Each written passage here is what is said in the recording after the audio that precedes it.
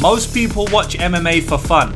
I watch MMA for fun and to get paid. Dollar bills, y'all. We've been doing it almost every single week in 2025, so why can't we do it this weekend when Max Holloway takes on Dustin Poirier for the BMF title? This is a trilogy fight, which is an absolute banger, and I cannot wait for that. And you know I got the betting picks for you for that fight specifically. We also have Michael Johnson taking on Daniel Zellhuber. Dan Ige is on the card against Patricio Pitbull. We got Paulo Costa making his return against the surgeon Roman Kopylov, as well as Kevin Holland, hot on the heels of cashing us a max bet and a submission prop against Vicente Luque, taking on Daniel Rodriguez, who is hot off the heels of cashing us a massive bet on his money line at underdog money and on him to win inside the distance against Santiago Ponzinibbio. This is an absolutely awesome card going down in New Orleans, Louisiana this weekend. So without further ado, let's run the intro and get to the money.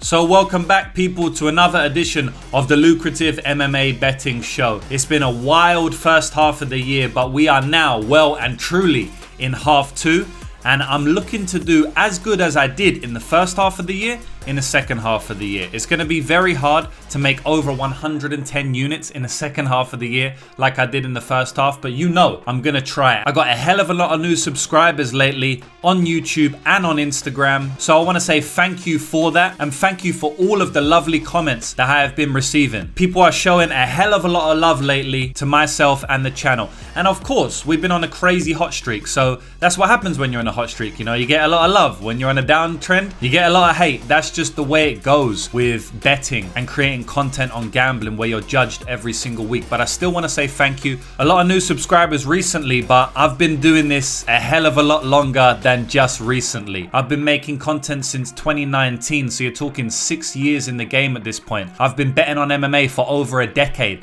and I've been betting in general for more than 16 years consistently. My goal for this channel and these videos is to impart all of the wisdom that I have learned over the last 16 years and directly transport it into your brain. So that's what I'm going to try and do with this video. Let's break down the card now and maybe sprinkle some professional gambling wisdom as we do it. So for the main event of the evening, we have Dustin Poirier taking on Max Holloway. These two guys, absolute veterans of the sport. Max Holloway has a record of 26 wins with 8 losses. Dustin Poirier's record is 30 wins and 9 losses. This is going to be Dustin Poirier's 40th fight, and he's retiring on his 40th fight. Pretty poetic, if you ask me. So currently, they have Max Holloway as the very, very slight favorite at minus 115, with the underdog price tag on Dustin Poirier coming back at minus 105. And the first thing that stands out to me about this fight, well, there's two things. So the first thing is that, wow, nobody has plus money next to their name. That's how close of a fight it is. There is no plus money to be had on this one. And then the second thing that stands out to me is that, wow, Dustin Poirier is an underdog, albeit a very slight one. He still is an underdog, even though they have fought 2 times previously, and Dustin Poirier has won both fights. Now, guys, I can honestly speak about this fight for hours. I could sit down and make a 1-hour video speaking about Dustin Poirier versus Max Holloway. I really could. But I want to give to you the most pertinent points, and also certain things that I don't think people will mention in other breakdowns, because at the end of the day, the YouTube algorithm is littered with breakdown videos, right? But I want to be a little bit different and give you some insight that you may not get elsewhere. But I think the most important point, regardless of if it's said elsewhere or not, is that we need to speak about the fact that they already fought 2 times, right? So the first fight, I completely write it off. It was Max Holloway's debut in the UFC. Dustin Poirier was able to submit him in that fight. That's not going to happen in this fight. It didn't happen in the second fight. I'm almost guaranteeing the fight will not happen in that way. So we can look to the second fight, right? Because that is a lot more indicative of what may happen in this fight. Now, if you go back and look at the second fight, which still was a very long time ago, you know, it was more than 6 years ago. So it's a long time, right? But I do feel like these guys are fairly similar, same level of fighter that they was in 2019. And Dustin Poirier won that fight. But the only reason he won the fight is because he landed bigger shots on Max Holloway over the course of 5 rounds, and he hurt him more times than Max was able to hurt him. Outside of that, it was very even. Max was keeping up and even outlanding Dustin on volume every single round, except for the first round. And we'll get into that first round in a minute. But basically, over the course of 5 rounds, Dustin Poirier was able to land the bigger shots. He was a big guy, 155 pounder, a true 155 pounder, moved up after he got knocked out by Conor McGregor at 145 pounds. Max Holloway then went on to become the featherweight champion, and he stayed as a featherweight for a long time. He moved up to 155 to fight Dustin Poirier specifically for that fight. So how's this for a stat, guys? Dustin Poirier, when he took on Max Holloway in that second fight that they had back in 2019, Dustin Poirier was on his 11th fight in the lightweight division. Do you know how many fights Max had in the lightweight division? 0. He was making his lightweight debut. So isn't it funny that the way Max Holloway lost that fight came down to power? It came down to the fact that Dustin Poirier had too much power for him and hurt him multiple times. But of course he would. Max was making his lightweight debut. He was a much smaller man than Dustin Poirier. Dustin had 11 or 10 previous fights at lightweight. So I feel like the very thing that won Dustin the fight, it wasn't necessarily his skill set. It was literally just because he was a true 155er and Max Holloway wasn't. Another thing to mention is that, Max was making his UFC lightweight debut in that fight, and he lost to Dustin Poirier. On his UFC featherweight debut, he also fought Dustin Poirier, and he lost there as well. So, I don't really think that Max Holloway has had the rub of the green, has had that much luck, or has even fought Dustin on a fair playing field before. UFC debuts are notoriously hard to win. We saw Patchy Mix not too long ago. And then when you're moving up in weight, there's a lot of intangibles that go into that as well. So, I feel like now in 2025, we're finally getting more of an even playing field when you're speaking about Dustin Poirier versus Max Holloway. I'm not taking anything away from Dustin. The guy is an elite fighter, and he doesn't need me to say that. But I don't think that Max was at his best in either of those fights based on the intangibles. Debut at featherweight, debut in the UFC, and debut at lightweight. And it's pretty clear because what happened after he lost against Dustin Poirier at 155? He moved straight back down to 145. He knew that 145 was his weight class. He moved straight back down to 145. He was the champion at 145. He only moved up because it was for the belt. He wouldn't have moved up if it wasn't a title shot. It was the interim title because Khabib Nurmagomedov had retired. And then obviously he went through the Alexander Volkanovski saga. He lost the belt. He couldn't beat Alex, even though he had a couple of, or at least one close fight against him. And then came the Justin Gaethje fight, right? He moved up to 155 pounds for that fight. And he weighed in at 156 pounds. So he's a big boy, And at this point, this was 5 years after the Poirier fight. So he had grown, he had got bigger, he had put weight on. And he had a great performance against Justin Gaethje. We bet him as an underdog there, pretty confidently. We also bet him to win inside the distance there. So you could imagine, when he got that last second KO, me and my guys were going crazy. I won so much money on Max Holloway in that moment, in the last second of the fight. I think there's still a reaction video up on my social medias where I'm celebrating that win. I know you guys can relate to me if you're a Max fan or if you bet on Max in that fight. Hey, what? Oh my god! Hey! That's unbelievable! Hey! Money line, what? Plus 180. Inside the distance. Plus 600. Oh wow! What is that? 1 second left? Oh, look, he's out 2 seconds out! I gauge she's done. Out! Oh my god! What's happening? Oh my god! Look, watch right here. Yeah, right. No, wait. Ready? Right. Oh! Slumped! Then after that, he moves back down to featherweight because he needed to fight Ilia Topuria for the title, right?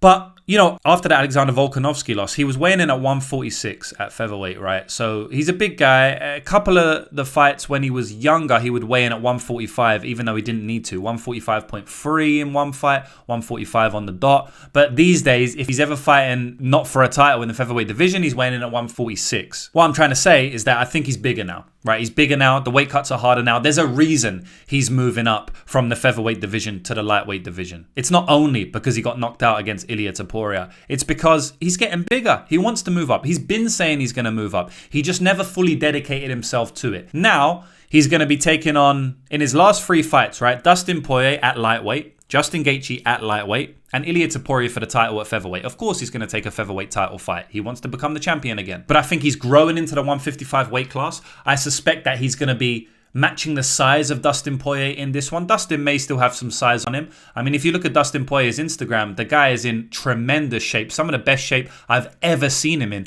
his entire career, which is crazy in his retirement fight. But you can just go and look at his Instagram and see exactly what I'm talking about. So I really feel like we're going to get a fight for the ages. I think we're going to get a great brawl. I think both fighters are going to put it on the line. But I really feel like Max Holloway is coming into this fight with a lot of advantages on his side that he may have not had in the first or second fight. Now, it's not all Max Holloway's way. At the end of the day, Dustin Poirier has beat him 2 times. He's going to go into this fight with supreme confidence. He hurt him in the last fight multiple times. If you go back and watch that fight, in the first round, Dustin Poirier hurts him with a shot over the top. I believe it was a right hand over the top. Now, I taped this fight a couple of days ago. Forgive me if the exact sequence or the shot isn't correct, but I believe it was like a looping overhand right. He caught him, Max Holloway stumbled, and Dustin Poirier went crazy. He then proceeded to land about 60 or 70 shots over the next 2.5 minutes of that round. And he hurt Max multiple times in that round. You know, I feel like he thought, I can get Max out of here, so let me just swing heavy lever. He started to get tired as that round went on because he had thrown so many shots. And you kind of saw that for the next 4 rounds of the fight, he was getting out-volumed. You know, the first round was the only round that Dustin Poirier out-volumed Max Holloway. He actually landed 54 strikes, but threw 115 significant strikes in that first round, which is a hell of a lot of strikes to throw, especially on someone like Max Holloway. But it's because he thought he had him hurt. He did have him hurt. He wanted to get him out of there. In every single subsequent round, though, he's getting outlanded and he's getting out-volumed by Max Holloway. And that's kind of how I see the fight playing out this time. I think Max is always going to have the volume advantage here. Dustin throws a lot of volume, but Max is the volume king. Something else I think worth mentioning that people might not mention in their breakdowns this week is that Dustin Poirier tried to grapple for his life in that fight. He shot 8 takedowns on Max Holloway. I know you guys remember it being a stand-up war, and that's because Max Holloway defended each and every single takedown except for one. So it's interesting to me that Dustin felt the need to grapple in that fight, even though he couldn't grapple him. You know, he kept getting stuffed. He wasn't really close to getting a lot of these takedowns or at least control time. He did do it once, but outside of that, Max was easily stuffing his takedowns, easily stopping the control, I should say, and then working to out-volume him on the feet. So is Dustin going to go into this fight with a game plan of trying to take Max down? Now, I don't think that's going to be good for him. If Dustin goes out there and shoots 8 takedowns again, I don't think it's going to be good for him, you know. He may even find himself on the end of a submission loss. Now, I know Max Holloway doesn't have many submission wins, but if you go back and watch that second fight, you see at the end of round 4, Max Holloway gets a Darce choke, or at least he tries to, right at the end of the round. It's interesting because he actually wasn't strong enough to turn Dustin over and make him lie flat or lie on his side so he could finish the Darce. I believe it was a Darce or Anaconda, one of those that he went for. And that really goes back to what I was saying in the first portion of my breakdown, which is like Max was just a little bit too small in that second fight. He was a little bit less physical in that second fight. I feel like he may have closed that gap in 2025. And if so, you know, the guillotines come a little bit faster. The Darces, the Anacondas are a little bit stronger. They're a little bit tighter.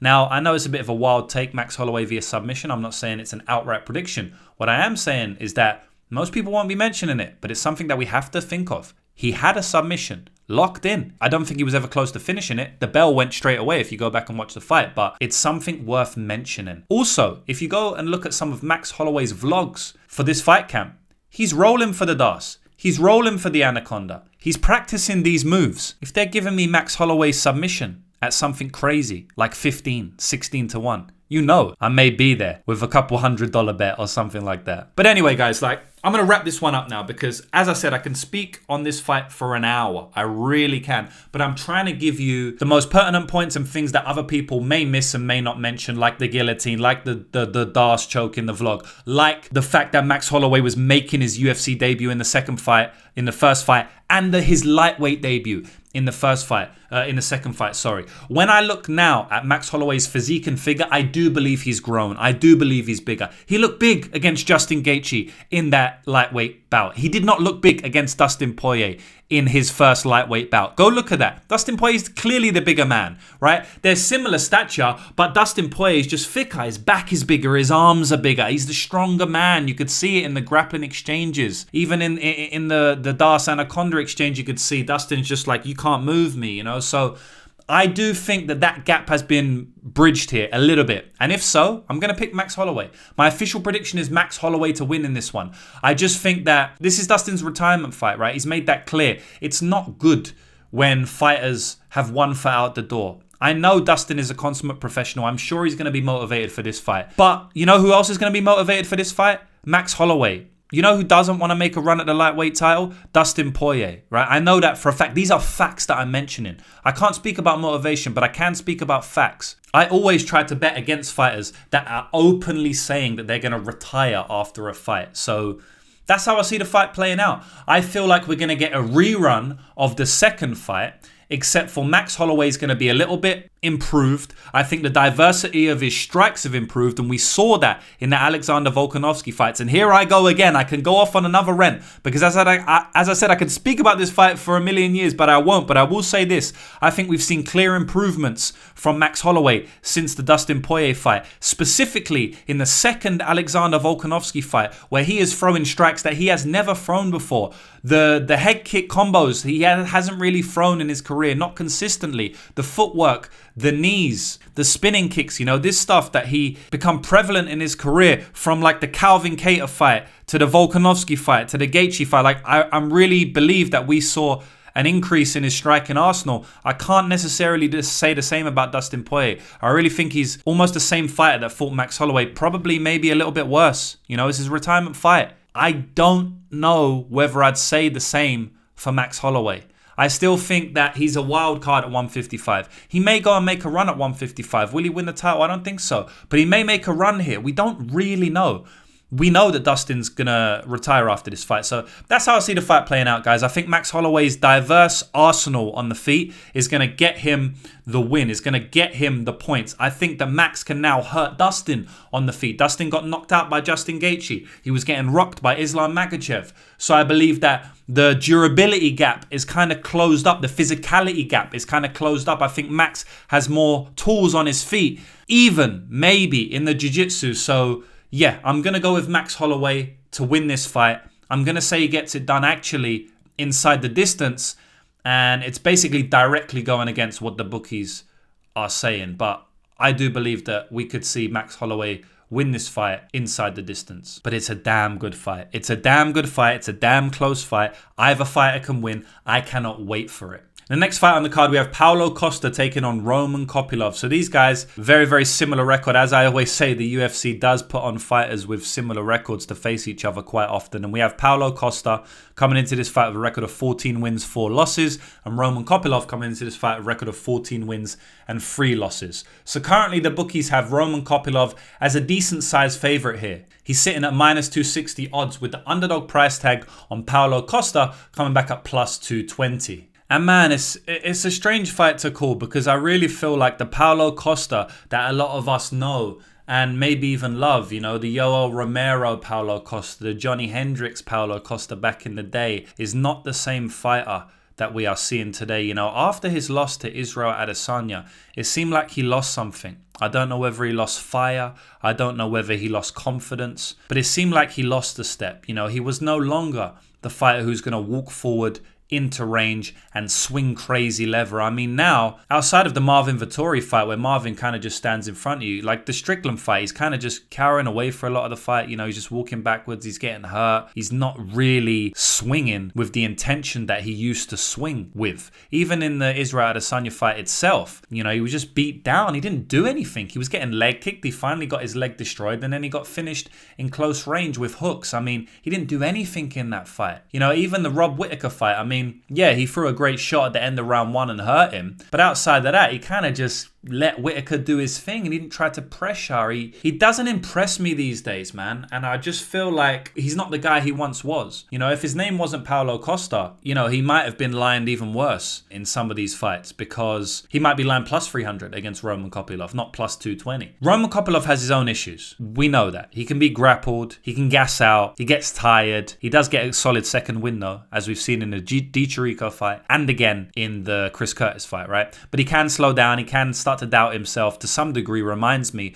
of Paulo Costa when things start to go a little bit south for him. You know, he can start to doubt himself. But at the end of the day, man, the guy has a wide arsenal on the feet. I think he's going to be beating the hell out of Paulo Costa to the body, to the head. Fast hands, very fast hands. I mean, the guy throws 4-5 punch combinations at times, and his kicks are something to really be admired. You know, very, very solid kicker to all levels. He'll kick you to the head. Done it multiple times in his career. Kick you to the body and kick you to the legs. And I don't think Paulo Costa's going to like that. You know, there's a big striking level difference here. Now, I will say that Paulo Costa is still very athletic. He still can throw if he decides to. If he walks Roman Kopylov down and just says, you know what, I'm going to basically walk into the fire, risk getting knocked out because I know I can hurt this guy, I think Paulo Costa can win the fight. I think it's a winnable fight. I just don't think he's going to do that. And even if he does do that, Kopylov's way too slick for him, could easily knock him out as well, right? I'm just saying that Paulo Costa's best chance is probably to walk into the fire because that's all he's ever done in his career when he's been successful. Even in the Luke Rockhold fight, that was a bad look, in my opinion. Like, he should be finishing Luke Rockhold at Luke Rockhold's old age in his retirement fight. Instead, Luke Rockhold comes out of that fight smiling, you know, being very proud of himself because he finally got to show the world that he's tough. And it wasn't a good look for Paulo Costa, even in his win. And that's his only win in the last 3-4 years. It's crazy. So, man, I just think Costa is going to be on the end of nasty shots here. And I don't really see him reacting well to them. He's still very tough. But I honestly could see a finish here. I could see Roman Kopylov landing just too many shots. And Costa, he's tough, but he just doesn't like it. At the end of the day, man, Sean Strickland has a lot of pressure, but he doesn't have that dynamic finishing ability. Kopylov has dynamic finishing ability. We saw that in his very last fight against Chris Curtis. One thing I want to say about this fight as well, which is very, very pertinent and very important, guys, and listen to me closely here. Roman Kopylov is clearly improving. You could be the biggest hater of Roman Kopylov in the world, and you still have to admit that this guy is improving. Paulo Costa is clearly regressing. You could be the biggest lover of Paulo Costa in the world and say that he's not the fighter he once was and he's getting worse. I truly believe those things to be not opinions, but facts. I mean, you go back and look at Roman Kopylov's recent fights, right? Cesar Almeida, he wins the fight by being a grappler. You know, this guy was known that you could grapple him, right? He's a striker. When he first came into the UFC, I mean, the guy's getting submitted by Carl Roberson of all people. It's horrific, right? And we speak about the UFC debuts. So I mentioned that earlier, right? UFC debuts are very, very hard to win. And we saw that with Roman Kopylov. If he fought Carl Roberson any time outside of the UFC debut, the guy's minus 400 odds, right? But somehow he loses that fight. But nowadays, the guy's grappling to win. I mean, yes, everyone's going to remember the Chris Curtis fight. Right at the last second, he head kicks him and knocks him out, right? But he got takedowns in that fight, right? And he got takedowns in round 3 when he was tired as So he got takedowns against Cesar Almeida, basically won the fight based off it. And now in round 3, when he's meant to be tired, because by the way, he was a gasser as well. He was a striker who gassed out, who had no cardio or bad cardio and no grappling. Now, he's improved his cardio because he's getting knockouts in round 3, right? Di Chirico, Chris Curtis. And he's improved his grappling because he's grappling in round 3, right? Cesar Almeida, Chris Curtis. So it's like, this guy's getting way better. So maybe we see him here and he's just got better again. Now, you know, Chris Curtis to some degree has a much better style to beat Roman Kopylov than Paulo Costa. Just because of the mentality, Chris will go into danger and just stand in a pocket and swing with you. And that can be dangerous against someone like Kopylov because Kopylov is a little bit shaky defensively. He can get a bit down on himself. So, you know, I feel like Costa has the style, if he wants, to replicate what Chris Curtis done and maybe even land bigger shots because I feel like he's probably more explosive, athletic, might hit a bit harder in his precision and power and speed, right? But I just don't think he's going to do it. I don't think he's the same guy anymore. And I think Roman Kopylov's going to finish him here, man. I really do. I think Kopylov gets a finish in this one. Now, it's a bit of a a stretch, and I haven't seen the odds yet because they're not out, but maybe people are thinking Roman Kopylov's going to win a decision. Costa doesn't really get finished, and he's fought very good guys and they haven't finished him outside of Adesanya, but I actually think that Kopylov could finish him here. I just feel like the career trajectories are so different, and that's what I'm going to go with. I'm going to go with Roman Kopylov to get a TKO in round 2 or round 3 after beating up Costa, and Costa putting on a poor performance, similar to his performance against Sean Strickland, where he just didn't do much. But this time, it's not Sean jabbing him and teeping him to the body. It's Roman Kopylov kicking him in the head, spinning back fisting him, elbowing him, kneeing him, landing horrible, horrible shots that eventually put him away. In the next fight on the card, we have Kevin Holland taking on Daniel Rodriguez. So Kevin Holland coming into this fight with a record of 28 wins, 13 losses, with Daniel Rodriguez coming into this one with a record of 19 wins and 5 losses. Currently, Kevin Holland sitting as a big favourite at minus 350, with the underdog price tag on Daniel Rodriguez coming back at plus 285. Yeah, so first thing that sticks out to me is that Kevin Holland's a legend. He cashed us a max bet last time out. We also predicted him to win via submission. We bet on it at plus 600, and he ran through Vicente Luque pretty easily there. And he moved our max bets to 40 wins and 4 losses for over 140 units of profit or something crazy like that, right? So Kevin Holland is always going to have a special place in my heart. I've bet a lot of money on him in multiple fights, against him, on him, and he's won me so many bags. I mean, Kevin Holland at this point may be my most profitable fighter ever. And let me tell you something now, lads. Kevin Holland is finishing Daniel Rodriguez this weekend. If he's not finishing him, he's winning very, very cleanly. You can comfortably lay the minus 350 price tag, and you can play him to win inside the distance, and then you can also ladder it him to win via submission. KO or submission is kind of, I don't really know what one it's going to be, but I'm going to go with sub because it's going to be a bigger price tag than the KO. It could be either though, honestly. I mean, Kevin Holland has won me so much money. He really has. He's my most profitable fighter of all time, I believe, and I have a great read on the guy. And let me tell you something now, Daniel Rodriguez is not at the level to beat Kevin Holland at this point in his career. 2025, Kevin Holland versus Daniel Rodriguez in 2025, it's just two different animals. Kevin Holland at 170 is going to be long, rangy. He's going to be landing the 1-2 at will. That straight left hand is going to pierce Daniel Rodriguez's head, right? I just don't see where Daniel Rodriguez can win this fight, guys. So I'm not going to bore you. I'm not going to go on a long breakdown because I think it's more powerful to have a short breakdown on this one. The reason it's so short is because there's not much to talk about. Kevin Holland is going to be landing at will on the feet, and he's the much better grappler. If Kevin Holland hurts him, I believe a finishing sequence will arise shortly after. I think Kevin Holland can lock in a second Dash choke in a row. I really believe he can do that. Dash choke, anaconda, whatever, same thing. I think that he could take the back and rear naked choke him if he really wants to. I think he could knock him out on the feet. So I'm very confident in Kevin Holland winning this fight. I'm pretty confident in him winning this fight inside the distance, and I'm a little bit less confident about the submission, but I am going to predict that. Kevin Holland to win the fight. Kevin Holland inside the distance. Take it home, lads. Let's cash it. The next fight we have is Dan Ige taking on Patricio Pitbull. So Dan Ige, veteran in his own right, 19 wins and 9 losses, but Patricio Pitbull, the biggest veteran on the entire card, 36 wins and 8 losses. And currently, they have the odds sitting at minus 155 for the favourite in Dan Ige, with the underdog price tag on Patricio Pitbull coming back at plus 135. So this is a very interesting fight for me, guys. I thought that Patricio Pitbull had a good chance to beat Yair Rodriguez just because his grappling was at a much higher level. Now, he didn't really push it. He doesn't push it in a lot of fights, but I feel like he got hurt early. He got spooked by the distance control, range control of Yair Rodriguez. And also, we have to speak about this UFC debut. It's massive. So it's possible we see an improved Patricio Pitbull in this fight. But at the same time, the guy is 38 years of age now. So is he really going to come here improved?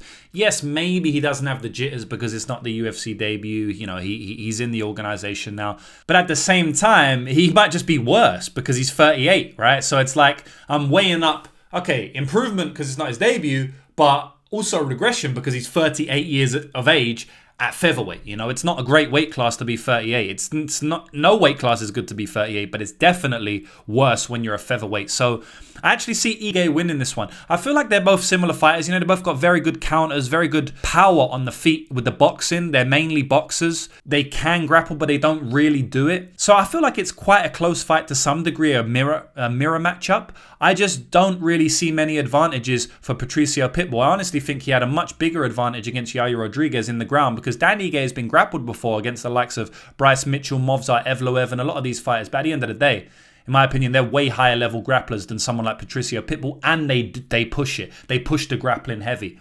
I feel like Dan Ige has a big durability advantage here. Patricio Pitbull, it's not that he's not durable, but as the fight goes, or as he gets older in his career, we've seen time and time again now that this guy's getting hurt more and more. I mean, he was getting hurt by Yair Rodriguez in his last fight. The fight before that, Jeremy Kennedy hurt him. So I think Dan Ige can definitely hurt him here. I mean, Ige hurts everybody that you expect him to hurt. So I feel like Dan Ige could hurt him here, maybe even KO him. I'm going with Dan Ige here. I'm fairly confident. It's just sometimes Dan Ige doesn't have a big advantage over his opponents because he's primarily a boxer, which is kind of what I see here. I don't see him having a massive advantage, but I do see him having a big durability advantage. And then conversely, I don't see Patricio having any advantage that he will legitimately push here. Wrestling advantage, yes, but I don't think he is going to push it enough. Or even if he does, I think Dan Ige has enough takedown defense, balance, strength, and physicality to stop Patricio Pitbull. I really think the fight's going to come down to some durability advantage. And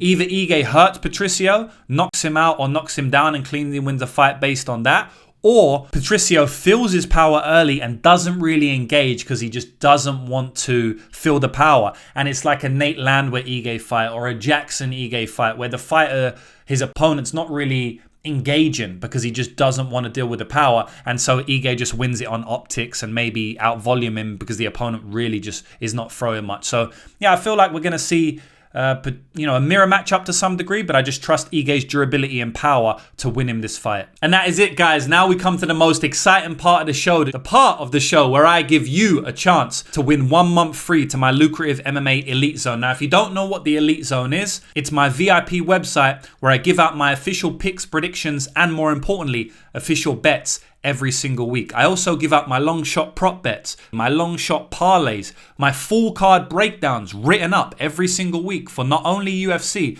but also PFL and Bellator, and my regional scene picks. And on top of that, my bets that I haven't necessarily placed myself, but I believe hold big value. So there's lots of different content. The best content piece out of them all, honestly, outside of the bets, is honestly the group chat. So we have loads of people in the group chat that you can only join if you're a VIP member of the Elite Zone. And on fight nights, we discuss fights throughout the entire week. We discuss bets and beating line movement, and we discuss other sports. So yeah, if you want to join the Lucrative Vault, which is my group chat, I definitely recommend signing up for the VIP.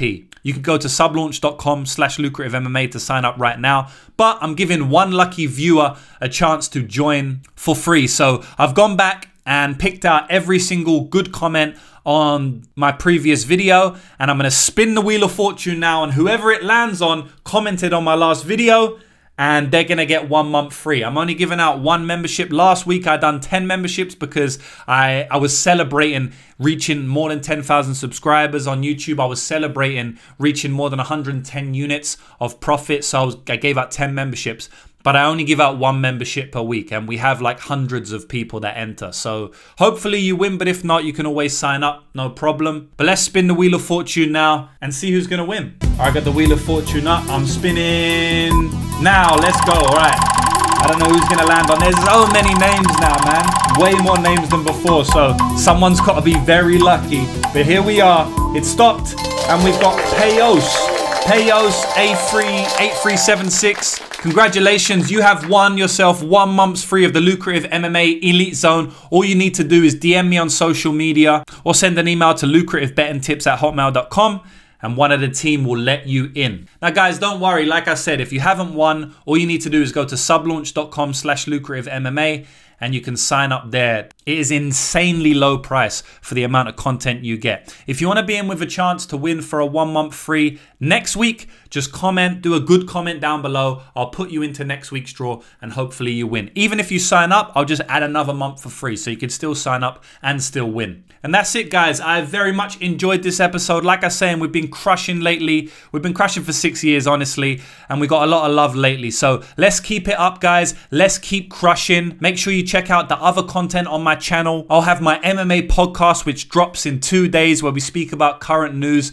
the Fat Lucrative MMA podcast. We just got the response from Merab Dvalishvili. I'm trying to set up my mate Fats, my co-host, in a grappling match with Merab Dvalishvili, so definitely go and watch that. We got Parlay Madness coming every single Friday, 8:30 p.m. ET time. And make sure you follow me on all my social media because I give out a lot of stuff. But outside of that, guys, good luck on your bets, and I'll catch you in the next week. Let's crush it.